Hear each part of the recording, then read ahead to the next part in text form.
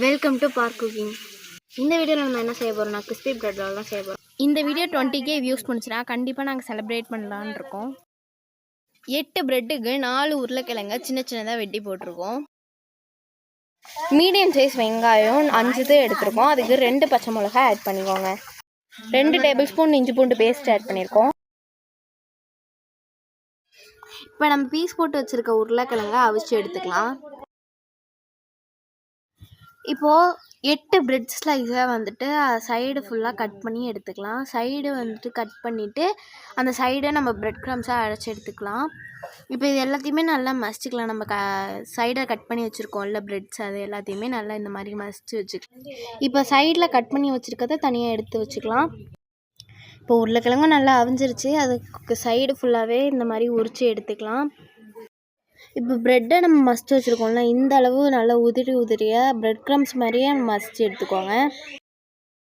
இப்போ வேக வச்சுருக்க உருளைக்கிழங்க நல்லா மசிச்சுக்கலாம். நல்லா இந்த அளவு பதம் வர்ற வரைக்கும் மசிச்சு எடுத்துக்கோங்க. இந்த மாதிரி வந்திருக்கணும். இப்போ நம்ம ப்ரெட்டு மசிச்சு வச்சுருக்கோம்ல, அது கூடவே அந்த உருளைக்கிழங்கையும் சேர்த்துக்கலாம். இப்போ நம்ம நறுக்கி வச்சுருக்க வெங்காயத்தையும் பச்சை மிளகாவையும் சேர்த்துக்கலாம். இப்போ நம்ம அரைச்சி வச்சுருக்க இஞ்சி பூண்டு பேஸ்ட்டையும் சேர்த்துக்கலாம்.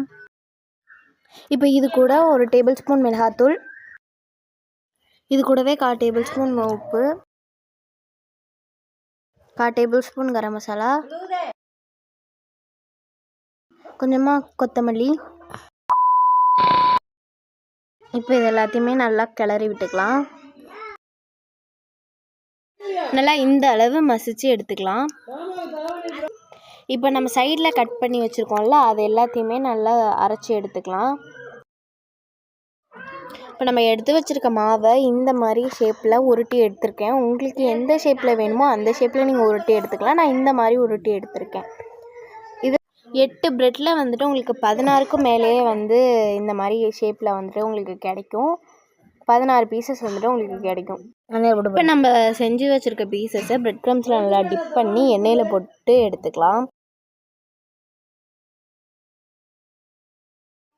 இப்போ இது எல்லாத்தையுமே பொரிக்கிறதுக்கு ஃபஸ்ட்டு அடுப்பில் பாத்திரம் வச்சுட்டு அதில் எண்ணெய் தேவையான அளவு ஊற்றிட்டு எண்ணெய் நல்லா சூடானதுக்கப்புறமா இதை பொரித்து எடுத்தால் தான் உங்களுக்கு வந்து கரெக்டான ஷேப்பில் வரும். இதை எண்ணெய் சூடாகாமல் போட்டிங்கன்னா வந்துட்டு உங்களுக்கு எல்லாமே உதிரி போயிடும். ஸோ வந்து எண்ணெய் நல்லா சூடாக விட்டுருங்க. இது ரொம்பவே டேஸ்டியாக இருக்குது. கிறிஸ்பி பிரெட் ரோலை நீங்களும் வீட்டில் செஞ்சு பாருங்கள். ரொம்ப ஈஸி தான் இது செய்கிறது. மறக்காமல் நம்மளோட வீடியோவை லைக் பண்ணி சப்ஸ்கிரைப் பண்ணி சப்போர்ட் பண்ணுங்கள். தேங்க்ஸ்.